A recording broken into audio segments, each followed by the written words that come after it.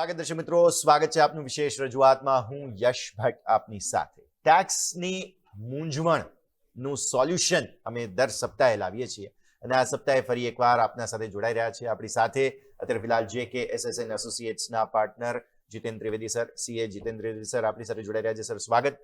જીતેન sir ICAI અમદાવાદના direct અને international tax સબ કમિટીના ચેરમેન પણ છે. સર ખૂબ ખૂબ સ્વાગત, ફરી એકવાર સમય ફાળવવા માટે આભાર.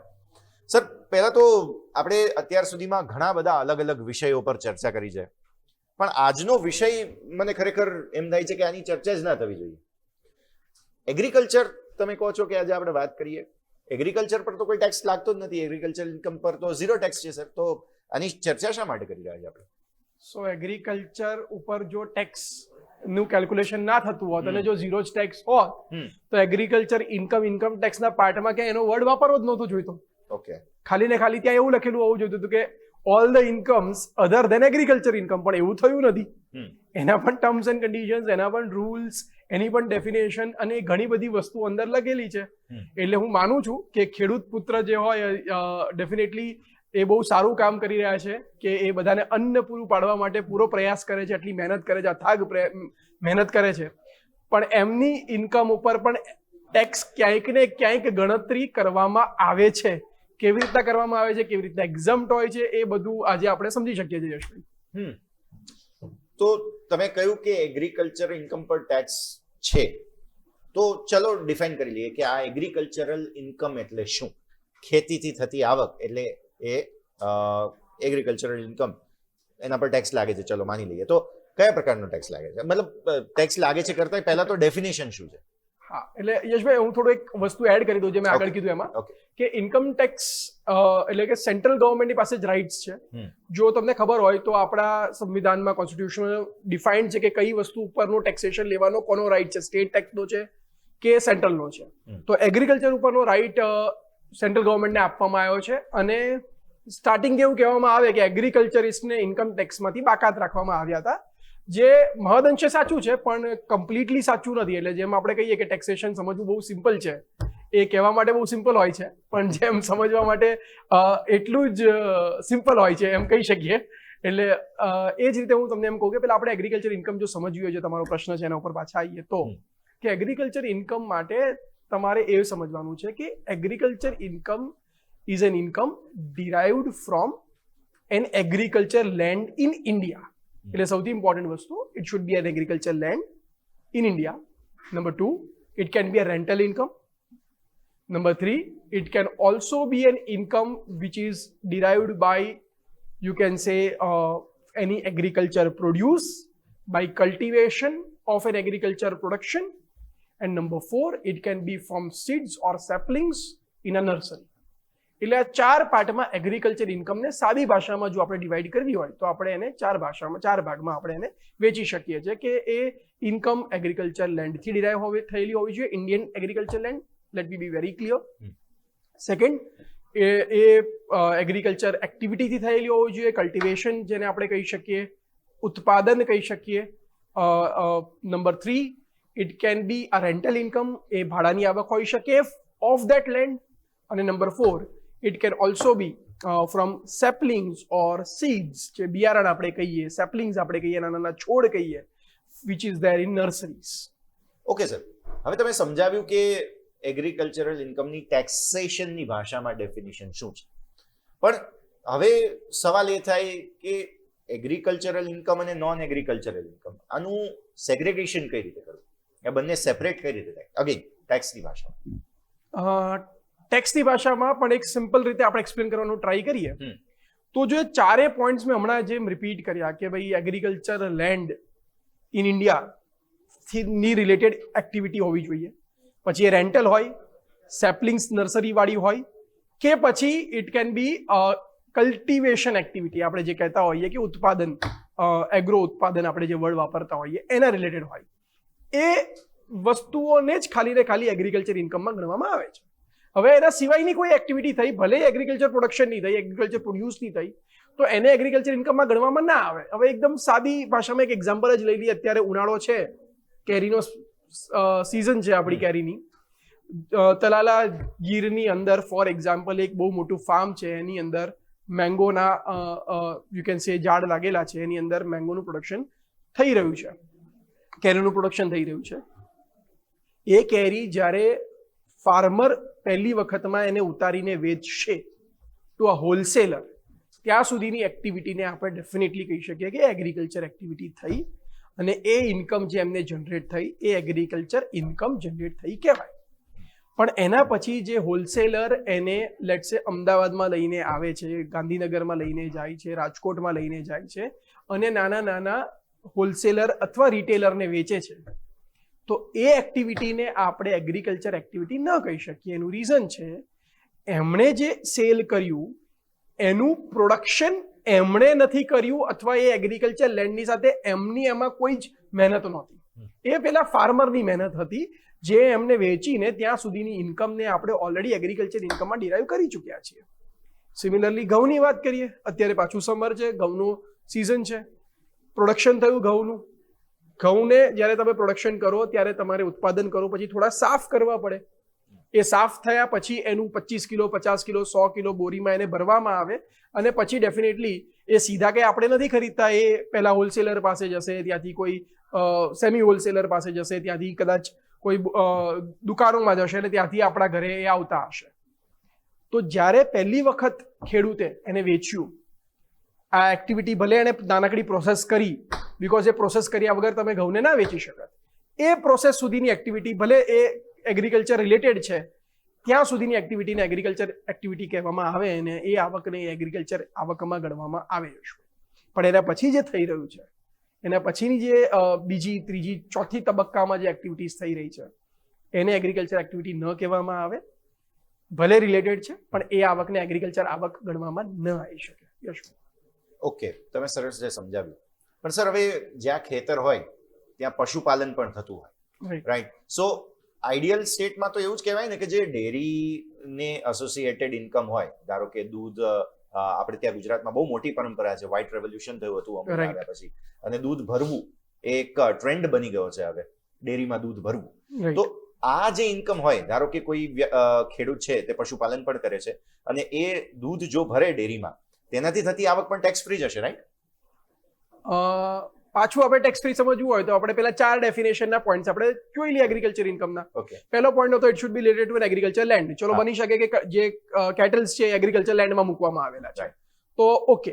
સેકન્ડ પોઈન્ટ હતો it should B a rental income from it. હવે આવડો દૂધની ઇન્કમ રેન્ટલ ઇન્કમ તો છે નહીં. Number 3, it should B production of you can say cultivation of an agriculture, food grains or vegetables or fruits or whatever. હવે જે દૂધ છે એ ટ્રીઝમાંથી તો જનરેટ નથી થઈ રહ્યું યશભાઈ, એટલે આ ડેફિનેશન અહીંયા એને પૂરું નથી પાડી રહી. It is not fitting. એના માટે અલગ કેલ્ક્યુલેશન્સ છે, અલગ સેક્શન્સ છે, ત્યાં પણ બેનિફિટ્સ છે, પણ એ મિલ્ક પ્રોડક્શન માટે છે, which is four cooperative societies. એટલે તમે જેમ વાત કરી અમૂલ કે કોઓપરેટિવ સોસાયટી તરીકે રજીસ્ટર થઈ હતી, એના અલગ બેનિફિટ્સ છે. પણ અનફોર્ચ્યુનેટલી યશભાઈ એ એગ્રીકલ્ચર એક્ટિવિટી પર સે કહેવામાં ના આવે. એટલે technically as per old section 10 subsection 1 અથવા અત્યારે નવા સેક્શન 2 ના જે ડેફિનેશન શેડ્યુલ 2 માં બન્યા છે નવા એક્ટમાં, એના પ્રમાણે એને એગ્રીકલ્ચર એક્ટિવિટી કહેવામાં ના આવી શકે યશભાઈ. સર, આ તો બહુ કન્ફ્યુઝિંગ થતું જાય છે, કેમ કે આઈડિયલ સ્ટેટમાં તો આપણે શોની શરૂઆત જ એ રીતે કરી હતી કે આમાં કોઈ ટેક્સ જ નથી લાગતો, પણ ત્યાંથી તમે એક સેક્શન સમજાવ્યું, બીજું સમજાવ્યું. હવે મિલ્ક એન્ડ ડેરી ઇન્કમ જે કોઈ પણ હોય પ્રોડ્યુસની, તો તેને પણ એગ્રીમાં અલગ પ્રકારના પ્રોવિઝન્સ રાખવામાં આવેલા છે. તો ડિફરન્શિએટ બેઝિકલી કઈ રીતે કરવું કે જે ટેક્સેશન છે તે આ પ્રોડક્ટ પર આટલું, આ પ્રોડક્ટ પર આટલું, તેના પ્રોવિઝન્સ શું છે, એગ્રી નોન એગ્રી, ડિફરન્શિએટ કઈ રીતે કરવું? સર, બહુ સિમ્પલ છે યશભાઈ. જો હવે આપણે જેમ આપણે શરૂઆતમાં સ્ટાર્ટિંગમાં તમે કહો છો કે આપણે મૂંઝવણ કરતા પ્રશ્નોના સરળ ભાષામાં જવાબ આપવાનો આપણે પ્રયાસ કરી રહ્યા છે, તો હું એની જો વાત કરું તો યશભાઈ બહુ સિમ્પલ વસ્તુ એમ છે કે આપણે એવું સમજવાનું છે કે પહેલા ચેક કરો કે એગ્રીકલ્ચર લેન્ડ ઇન્ડિયામાં હોવું જરૂરી છે, એના રિલેટેડ આવક હોવી જોઈએ. એટલે એગ્રીકલ્ચર લેન્ડ જ નથી અને આવક જનરેટ થઈ રહી છે તો એ એગ્રીકલ્ચર ઇન્કમમાં ના આવી શકે. જેમ કે મેં તમને જેમ કીધું કે જે ઘઉં વેચી રહ્યો છે હોલસેલર ટુ રિટેલર, ત્યારે એગ્રીકલ્ચર લેન્ડ ઇન્વોલ્વ નથી, એટલે એ આવકને એગ્રીકલ્ચર આવક તરીકે ગણવામાં ના આવે.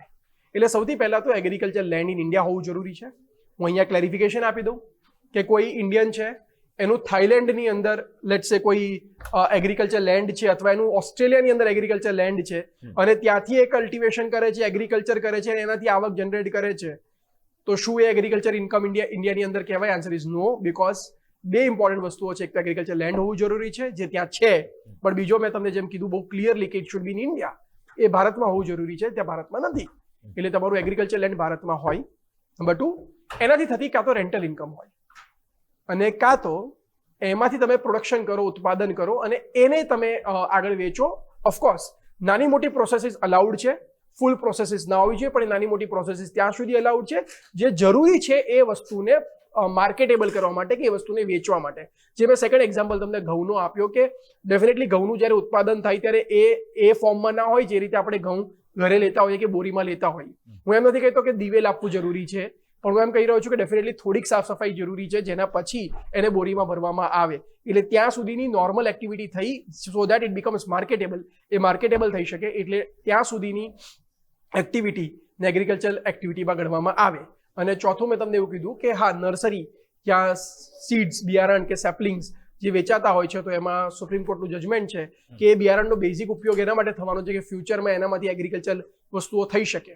હું અહીંયા એડ કરી દઉં કે અત્યાર સુધી આપણે ખાલી એક ફ્રૂટની વાત કરીને, એક યુ કેન સે વીટની એટલે ઘઉંની વાત કરી, આપણે સિરિયલની વાત કરી, એની જોડે જોડે તમે વેજીટેબલ્સ ઉત્પાદન કરતા હો, પછી તમે જમીનની અંદર જેમ કે જમીનની અંદર જે વસ્તુ ઉગતી હોય, બટાકા છે, એ બધી વસ્તુઓ હોય, કાં પછી તમે ઇવન ફ્લાવર્સની વાત કરતા હો, ફોના જે આપણે કહીએ કે રોઝ કે એ બધું. હવે again if it is an agriculture land જેની અંદર એ ઉગાડવામાં આવે છે, એનો પર્પઝ છે કે એગ્રીકલ્ચર પ્રોડક્શન વેચી અને એનાથી પ્રોફિટ થઈ શકે, આ બધી વસ્તુઓ એગ્રીકલ્ચરની અંદર ગણવામાં આવી શકે છે યશભાઈ.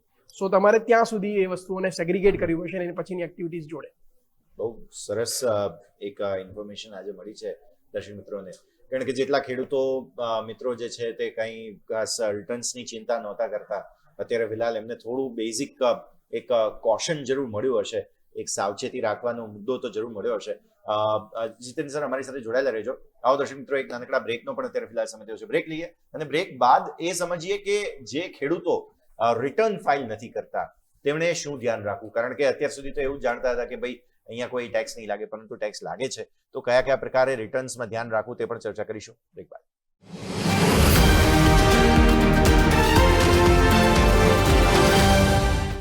આપનું સ્વાગત છે દર્શક મિત્રો. આપણે ટેક્સ કેપિટલમાં આજે ખૂબ જ રસપ્રદ વિષયની વાત કરી રહ્યા છીએ અને તે છે એગ્રીકલ્ચરલ ઇન્કમ, એટલે કે ખેતીથી થતી આવક. સામાન્ય રીતે એવું કહેવાય છે કે તેના પર કોઈ ટેક્સ નથી હોતો, પરંતુ અહીંયા ટેક્સના ઘણા પ્રોવિઝન્સ છે કે જે તમારે સમજવા જરૂરી છે. આપણી સાથે સીએ જીતેન ત્રિવેદી જોડાયેલા છે. સર, બ્રેક બાદ સ્વાગત. Thank you once again. અત્યાર સુધીમાં આપણે સમજ્યા કે ખેતીથી થતી આવક પર કોઈક ને કોઈક રીતે અમુક જે છે તે ટેક્સીસ જરૂર લાગે છે, પરંતુ તમે જે 4 પ્રોવિઝન્સ કયા કે આ 4 વસ્તુ હોય તો તમને ટેક્સ ન લાગે અથવા તો લાગે કે જે ડિવિઝન હોય, પણ તમે એમાં એક શબ્દ કયો, નર્સરી. આજકાલ તમે જુઓ ગુજરાતના મોટા મોટા શહેરોમાં ગ્રીન હાઉસમાં નાના નાના જે છે તે ખાસ નર્સરી વગેરે ચાલતા હોય છે. આના પર ટેક્સ લાગે? શું આ એગ્રીકલ્ચરલ ઇન્કમ કહેવાય? તો યશભાઈ, એ પાછું આપણે ડિવાઈડ સમજવું હોય તો એનો આન્સર હા બી અને ના બી. ઓકે. એટલે જેમ જેટલું જ સરળ છે ઇન્કમ ટેક્સને સમજવું એટલું જ સરળ છે આને સમજવું પણ એમ કહી શકાય કે તમારે પાછું સમજવું એ પડશે. ફર્સ્ટ ક્વેશ્ચન એ હશે કે એ જે સેપલિંગ બન્યું અથવા એ જે બિયારણ આવ્યું એ બેઝિકલી ક્યાંક ને ક્યાંક એગ્રીકલ્ચર લેન્ડમાંથી આવ્યું. ઓકે. સો એ જો એગ્રીકલ્ચર લેન્ડ ઉપર એને ગ્રો કરેલું છે અને પછી તમે એને નાના નાના સેમ્પલમાં અહીંયા લઈને આવો છો અને પછી તમે વેચાણ કરો છો, તો ડેફિનેટલી નાના સેમ્પલમાં લઈને આવ્યા પછી જ તમે માર્કેટમાં ખાલી લાવી રહ્યા છો. You are making it marketable. કારણ કે તમને શહેરના લોકો ગામડે ખાલી 2 ઝાડ લેવા કે 2 બિયારણ લેવા નથી મળવાના, જોવા નથી મળવાના. એટલે જો એ એગ્રીકલ્ચર લેન્ડમાં આટલું બધું નાના નાના સેપલિંગ્સ બનાવવાનું એક્ટિવિટી થતી હોય અને પછી એ સેપલિંગને એક નાનકડા કુંડામાં ટ્રાન્સફર કરવામાં આવતા હોય જે આપણે નર્સરીમાં જોતા હોઈએ છીએ તે રીતે, અને પછી જો એને વેચવામાં આવે તો ડેફિનેટલી એ એક્ટિવિટીને પણ એગ્રીકલ્ચર એક્ટિવિટી કહેવામાં આવે છે as per various judgements of હાઈકોર્ટ્સ, અને પછી સુપ્રીમ કોર્ટની અંદર પણ એ જ ટાઈપનું એક જજમેન્ટ બહાર આવ્યું હતું અને એ આવકને એગ્રીકલ્ચર ઇન્કમ કહેવામાં આવે. પણ જરૂરી એ છે કે પહેલા એ એગ્રીકલ્ચર લેન્ડ સાથે એસોસિએટેડ હોવું જોઈએ અને પછી એને માર્કેટેબલ કરવા માટે આવી રીતના એક માર્કેટ પ્લેસમાં લાવવા માટે એનો ઉપયોગ થયેલો જોઈએ અને it should B directly link. તો ત્યાં સુધી એને ડેફિનેટલી એગ્રીકલ્ચર ઇન્કમમાં ગણવામાં આવે. તમે બહુ સરસ રીતે સમજાવ્યું સર, પણ હવે ગુજરાતમાં, ન માત્ર ગુજરાતમાં પરંતુ ભારતભરમાં હવે એવો ટ્રેન્ડ છે કે જેમનું ખેતર હોય તે અન્ય કોઈને ખેતર પર કામ કરવા માટે આપી દે, રાઈટ. પછી જે પ્રોડ્યુસ થી આવક થાય તેમાં નક્કી કરેલ જે માર્જિન હોય એ પ્રમાણે નક્કી કરવામાં આવે ને એ આવક ડિવાઈડ થાય. હવે આવી રીતે જે આવક ડિવાઈડ થયેલી હોય તેમાં કોના પર ટેક્સ લાગે, કોના પર ન લાગે, કે પછી આ એગ્રીકલ્ચરલ ઇન્કમ કહેવાય કે ના કહેવાય સર? યશભાઈ, હું હવે આજ જે તમે એક એક્ઝામ્પલ અથવા તમે એક નમૂનો આપ્યો કે આવી રીતે એક્ટિવિટી થતી હોય, હું અહીંયા મલ્ટિપલ તમને એક્ઝામ્પલ્સ આપી શકું. ઘણી વખત એવું હોય કે આપણે પાછા મેંગો ઉપર આવી જઈએ, બીકોઝ સમર છે તો એકદમ સિમ્પલ હશે ખેડૂતોને સમજવું કે મારો બહુ મોટો ફાર્મ છે, લેટ્સ સે મારી પાસે 20 વીઘા જમીન છે. 20 વીઘા જમીન ઉપર મારું કેસર કેરીનું ઉત્પાદન થઈ રહ્યું છે, 10 વર્ષથી આંબા લાગેલા છે અને દર વર્ષે એક સરસ ઉત્પાદન થઈ રહ્યું છે. હવે મને રસ નથી કે હું એનું કાળજી રાખું, બહુ બધી મહેનત કરું, એ બધું મને રસ મારા પાસે અત્યારે હું એટલો કેપેબલ નથી. લેટ્સ સે મારા છોકરાઓ કે જે ખેડૂતો આપણા મિત્રો છે એમના છોકરાઓ અત્યારે અવેલેબલ નથી, એ લોકો ક્યાંક બહાર ભણવા ગયા છે અથવા નાના છે અને એમને થાય યાર 20 વીઘા જમીનનું હું કેવી રીતના આખી મહેનત કરીને સાચવું. એ લોકો એમ નક્કી કરે છે કે ભાઈ એક કામ કરીએ, 1 વીઘાના 2 લાખ રૂપિયા પ્રમાણે હું બધી કેરીનું જે પણ ઉત્પાદન થશે એ સામેવાળાનું એને મને વીઘાના 2 લાખ પ્રમાણે એટલે 20 વીઘાના 40 લાખ રૂપિયા તમારે મને આપી દેવાના, બાકી બધું જ કેરી તમારે લઈ લેવાનું, ફળે તમારું, એની આવક બી તમારી. એમ મેં તમારી જોડે એક ડીલ કરી. હવે પહેલા તો હું કોણ છું? હું એગ્રીકલ્ચર લેન્ડનો માલિક છું. તમે મને જે 40 લાખ રૂપિયા, 2 લાખ ઇન્ટુ 20, 40 લાખ રૂપિયા જે તમે મને આપ્યા એ મારા માટે એક રીતિ થઈ ગઈ રેન્ટલ ઇન્કમ. હવે જો તમને યાદ હોય ડેફિનેશન, તો એગ્રીકલ્ચર લેન્ડ ઇન ઇન્ડિયા હોવી જોઈએ, ડેફિનેટલી તલાલા ઇન્ડિયાની અંદર છે. સેકન્ડ પોઈન્ટ, મેં તમારી પાસેથી રેન્ટ લીધું કે હું તમને એમ કહું છું કે તમારે જે પણ ફળ થાય બધા તમારા, તમારે આ ફળ માટે તમારે વીઘા દીઠ મને 2 લાખ રૂપિયા આપી દેવાના, એટલે તમે 20 વીઘાના મને 40 લાખ આપ્યા. એ મારી એક રેન્ટલ ઇન્કમ થઈ ગઈ. Again it is treated as an agriculture income. હવે આપણે ત્રીજા પોઈન્ટ ઉપર જઈએ. ત્રીજો પોઈન્ટ ક્યાં હતો? કે ત્રીજો પોઈન્ટ હતો એ એગ્રીકલ્ચર લેન્ડના એસોસિએશનમાં કલ્ટિવેશન થવું જોઈએ, એટલે ઉત્પાદન થવું જોઈએ અને એ ઉત્પાદન વેચવાનું. હવે એ જવાબદારી તમારી છે કે ત્યાં જેટલું પણ ઉત્પાદન થશે એના માટે તમે મહેનત કરશો, તમે ધ્યાન રાખશો, વરસાદ કે કંઈ આવે એના માટે તમે એના પ્રોવિઝન્સ ઊભા કરશો, તમે ત્યાં માણસો રાખશો અને અલ્ટિમેટલી તમે ત્યાં ધ્યાન રાખીને જે પણ કેરી પાકવા આવી હોય ત્યારે તમે એને આંબાથી ઉતારશો, પછી તમે એને બોક્સિસમાં નાખશો અને તમે એને ઘાસ વાસની અંદર મૂકી અને સરસ રીતે પેટીઓ બનાવશો.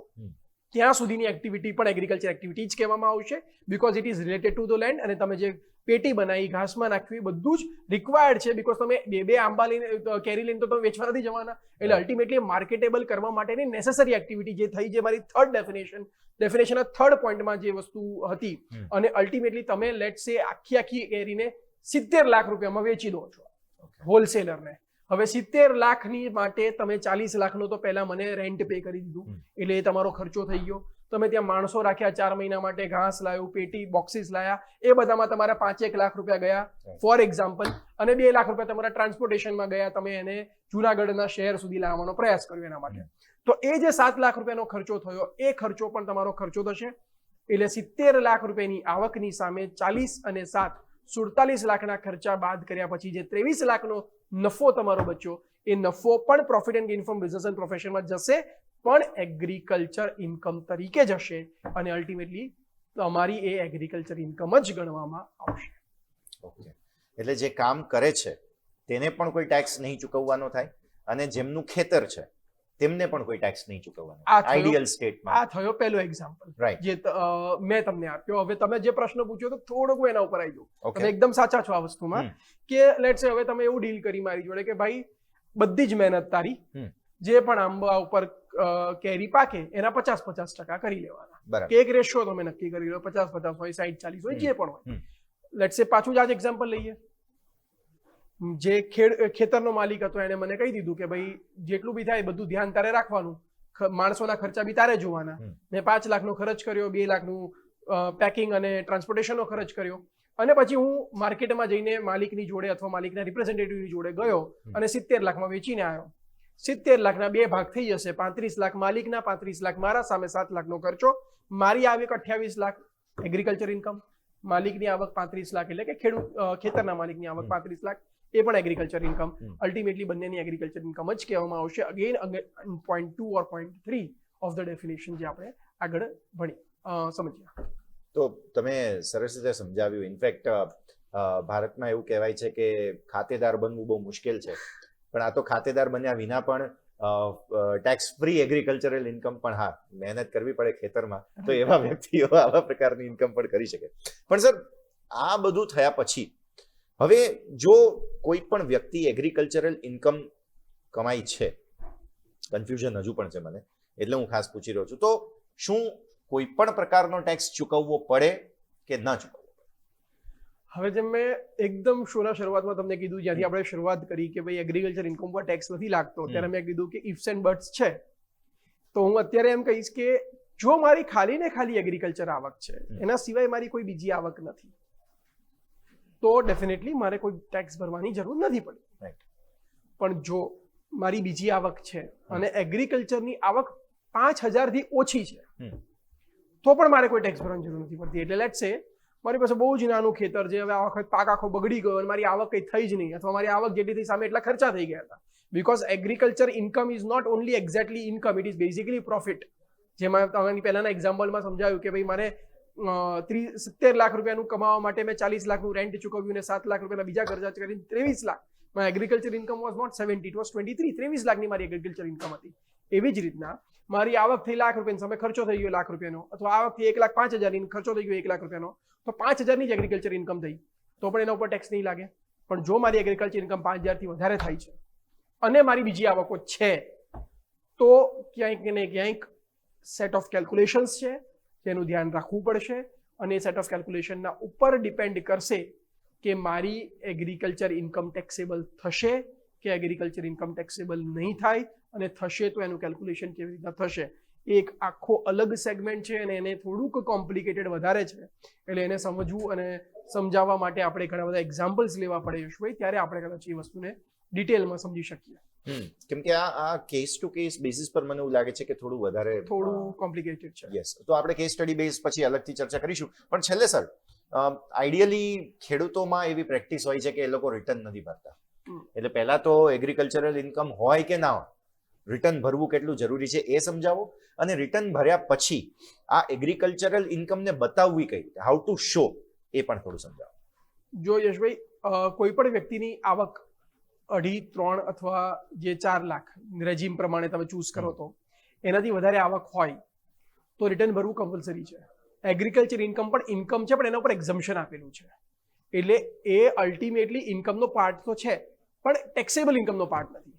એટલે જો તમારી આવક એનાથી વધારે થતી હોય તો ડેફિનેટલી તમારે રિટર્ન ફાઇલ કરવું જોઈએ. એગ્રીકલ્ચર ઇન્કમને બતાવવા માટે ઇન્કમ ટેક્સ રિટર્નની અંદર એક અલગ પ્રોવિઝન્સ હોય છે, જગ્યાઓ હોય છે જે તમારી આવક બતાવવાની હોય. તો મારા મત પ્રમાણે ફૂલ ડિસ્ક્લોઝર કરી અને એક જાગૃત નાગરિક આપણે બનવું હોય તો આપણે જાગૃત નાગરિક તરીકે એ ઇન્કમને બતાવી અને ફૂલ ડિસ્ક્લોઝર્સ કરી અને ડેફિનેટલી આપણે ઇન્કમ ટેક્સ રિટર્ન ફાઇલ કરવું જોઈએ. પણ જો આવક એનાથી બી ઓછી હોય તો ડેફિનેટલી આપણે ઇન્કમ ટેક્સ રિટર્ન ભરવાની જરૂર નથી હોતી. યશભાઈ, ઓકે, તો સરસ રીતે સમજાય અત્યાર સુધીમાં એગ્રીકલ્ચરલ ઇન્કમની જે એક બહુ મોટી, પહેલા તો એક સવાલ હતો એનો જવાબ મળી ગયો કે ભાઈ અહીંયા કોઈ ટેક્સ નથી લાગતો, પણ લાગે છે. અમુક મુદ્દાઓ છે કે જે ધ્યાન પર રાખવા જરૂરી છે. એના માટે અમે આગળ આજ એગ્રીકલ્ચરલ જે ઇન્કમ છે તેનો જ એક બીજો ભાગ પણ લઈને આવીશું દર્શક મિત્રો. પણ અત્યારે ફિલહાલ આજે, કેમ કે આ બહુ મહત્વનો મુદ્દો છે સર, એટલે થોડું ફરી એકવાર સમરાઇઝ કરી દઈએ આ એપિસોડના અંતમાં કે કઈ રીતે એગ્રીકલ્ચરલ ઇન્કમ છે તેના પર ટેક્સ લાગે છે, કેટલો લાગે છે, ક્યાં ક્યાં કયા પ્રકારના પ્રોવિઝન્સ છે, તેની છેલ્લે થોડી વાત કરીએ સર. તો યશભાઈ, આપણે આખું વસ્તુનું સમરાઇઝ કરવી હોય તો આપણે એગ્રીકલ્ચર ઇન્કમની ડેફિનેશન અંડર સેક્શન 2 સબસેક્શન 1 આપણે યાદ રાખવી જોઈએ, જેની અંદર એગ્રીકલ્ચર ઇન્કમનો અર્થ છે કે તમારા ઇન્કમ જે જનરેટ થાય છે from an agriculture land which is situated in India. It can be a rental income or related income. Number 3, તમે કલ્ટિવેશન કરો છો અથવા ઉત્પાદન કરો છો અને એમાંથી થનારી ઇન્કમ ડેફિનેટલી થોડા મોટા પ્રોસેસીસ તમે કરી શકો છો, basic processes, so that thing becomes marketable. અને નંબર 4, જો તમે સીડ્સ, સેપલિંગ્સ એવું કંઈક ગ્રો કરી રહ્યા છો અને નર્સરી તમારી ચલાવી રહ્યા છો, ત્યાં સુધીની આવકોને એગ્રીકલ્ચર આવકની ડેફિનેશનમાં કન્સિડર કરવામાં આવે છે. તમારે યાદ રાખવાનું છે કે જે લેન્ડ છે ઇન્ડિયન હોવી જોઈએ, એટલે ઇન્ડિયાની બહારની એગ્રીકલ્ચર ઇન્કમ જે છે એ ઇન્ડિયામાં એગ્રીકલ્ચર ઇન્કમ તરીકે ગણવામાં નહીં આવે. નેક્સ્ટ ક્વેશ્ચન આપણો એવો આવે છે કે સર આના ઉપર ટેક્સ લાગે કે ના લાગે? તો મેં તમને કીધું કે જો આપણી ખાલી આવક એગ્રીકલ્ચર ઇન્કમ જ હોય તો ટેક્સ ના લાગે, પણ જો બીજી આવકોની સાથે મિક્સ થતું હોય તો ડેફિનેટલી ઘણું એક કોમ્પ્લિકેટેડ કેલ્ક્યુલેશન્સ આપણે કરવા પડતા હોય છે. કેસ સ્ટડી બેઝ આપણે એને સમજી શકીએ છીએ, જે કદાચ તમે કીધું એમ નેક્સ્ટ એપિસોડ્સમાં ક્યારેક આપણે સમજશું. પછી આપણો જે પ્રશ્ન આવે છે કે સર ડેરીની આવકો શું એ એગ્રીકલ્ચર ઇન્કમ કહેવામાં આવે? તો પ્રાઇમરી આન્સર ના છે. એના માટે તમારે ઘણી બધી ટર્મ્સ એન્ડ કન્ડિશન્સ જોવી પડશે, બિકોઝ એ એગ્રીકલ્ચર પ્રોડક્શન નથી, એટલે એ ગણવામાં ના આવે. નંબર 4 આપણે એવું સમજ્યા કે સર હવે એગ્રીકલ્ચર લેટ્સ સે કોઈ સબ્જી વાળો છે, કોઈ મંડીની અંદર જઈને શાકભાજી કે ફ્રૂટ્સ વેચે છે, તો શું સર એ બી એગ્રીકલ્ચર ઇન્કમ કહેવાય? તો આપણે એવું સમજ્યા કે જો ખેડૂત પોતે જઈને વેચશે તો હા, પણ નોર્મલી ખેડૂત એવું કરશે નહીં. ખેડૂત નોર્મલી કોઈ એક હોલસેલરને વેચી દેશે, એના પછી આગળનું જે પ્રોસેસ છે એને ડેફિનેટલી આપણે એગ્રીકલ્ચર ઇન્કમમાં ન ગણી શકીએ. એ બધી આવકો એગ્રીકલ્ચર ઇન્કમમાં ગણવામાં ના આવે. એટલે જ્યારે ખેડૂત અથવા એનો જે વ્યક્તિ એના માટે કામ કરી રહ્યો છે એ જ્યારે પ્રોડક્શન એક વખત વેચી દે છે, એના પછીની જે પણ એક્ટિવિટીઝ થાય છે એને એગ્રીકલ્ચર ઇન્કમમાં આપણે ન ગણી શકીએ. ત્યાં સુધીની એક્ટિવિટીઝ આપણે ગણી શકીએ. પછી તમારો પ્રશ્ન એવો હતો કે ભાઈ સર આપણે જો 2-3 લોકો મળીને વસ્તુ કરતા હોય, કોઈક ઓનર હોય ને કોઈક એના બિહાફ ઉપર કામ કરતો હોય, તો જ્યાં સુધી એ આવકો એક્ઝેક્ટ પ્રોડક્શન થયા પછી તમે પહેલી વખત પ્રાઇમરી વેચો છો ત્યાં સુધીની એક્ટિવિટીઝને ડેફિનેટલી તમે એગ્રીકલ્ચર એક્ટિવિટીમાં ગણી શકો, અને ત્યાં સુધીની આવકને એગ્રીકલ્ચર આવક તરીકે ગણવામાં આવે. યશભાઈ, ડેફિનેટલી બહુ જ ઇન્ટરેસ્ટિંગ ચર્ચા આજની આ રહી છે સર, અને વન્સ અગેન થેન્ક યુ સમય ફાળવીને અમારી સાથે જોડાવા. તો એગ્રીકલ્ચરલ ઇન્કમ પર એટલે કે ખેતીથી થતી આવક પર આ પહેલો એપિસોડ. આ જ ભાગ સ્વરૂપે હજુ એક એપિસોડ અમે આપના માટે લઈને આવીશું, જેમાં કેસ બેઝિસ પર, કારણ કે આ મુદ્દો ખૂબ જ જેને કહેવાય ને કે થોડો સંવેદનશીલ પણ છે અને સાથે સાથે સમજવો વધારે ગૂંચવણ પડ્યો છે. તો અમે આ એપિસોડ જે છે તેને હજુ પણ આગળ એક્સટેન્ડ કરીશું અને હજુ એક બીજો એપિસોડ જે છે તે ખેતીથી થતી આવક પર લઈને આવીશું. આ સાથે જ આજના એપિસોડમાં હાલ બસ આટલું જ. મને યશના આપશો રજા. આગળના તમામ અપડેટ્સ માટે જોડાયેલા રહો ન્યૂઝ કેપિટલ માર્કેટ સાથે, કારણ કે અમે છીએ નફાનું નવ સરનામું.